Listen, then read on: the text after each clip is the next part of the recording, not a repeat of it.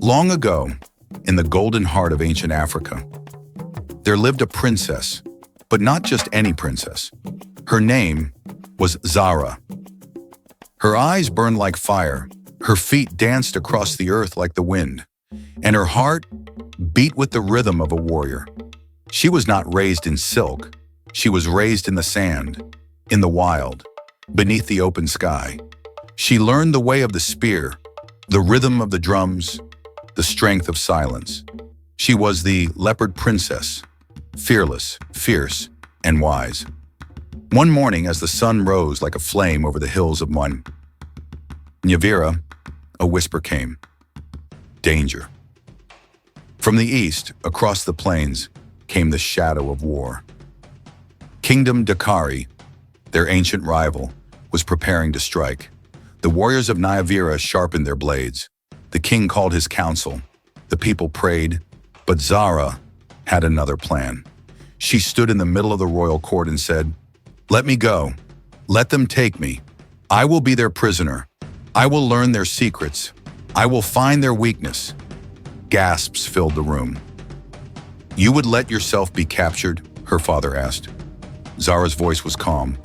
"Yes, father, I will go not as a victim, but as a weapon." And so, under the cover of night, she rode alone. At the border of Dakari, Zahra let herself be seen. She let herself be captured. The soldiers bound her wrists and dragged her through their dusty streets. They called her the Desert Flame. Before long, she stood before Prince Jabari, tall, strong, proud. His eyes narrowed. "You're a spy," Zahra smiled. "I am a prisoner." But even as they locked her away, she was watching. She saw the shift of the guards. She heard the clang of the blacksmith's hammer. She counted every arrow, every horse, every weak spot in the wall. She also watched him, Prince Jabari. He trained with his soldiers. He shared food with the hungry. He listened to his people. He was not the monster she was taught to hate.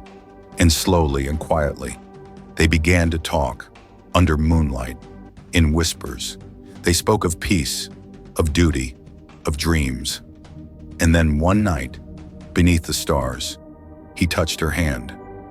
"I don't want to fight your people," he said. "And I don't want to fight yours," she replied. But war had already begun. One morning, the sky turned red with dust. Nyavira had arrived. Zahra had sent word days earlier, hidden in a merchant's basket. The invasion began. Screams echoed. Drums pounded like thunder. And Prince Jabari ran into battle. Zahra's heart pounded harder than war drums. She found him near the well, bleeding, broken. "Go," he said. "Leave me." But Zahra would not. She lifted him onto a horse, through fire and ash and fury. She carried him to the hills, and there, beneath a tree of whispers, he lived. When the dust settled, both kingdoms came to speak. Zahra stood before kings, before warriors, before elders, and she said, "I fought this war with no sword. I broke their walls without raising a hand. I saved my kingdom and my enemy, not with hate, but with love." And silence fell, until finally, the king stood. One looked at his son, alive, the other at his daughter, victorious, and peace was born. Zahra and Jabari walked together, two warriors from once enemy lands, their love carved into the heart of history. She was no longer just the Leopard princess. She was the woman who crossed battlefields with her heart and returned with peace. And so they say, if you listen closely to the wind at night, you can still hear her name.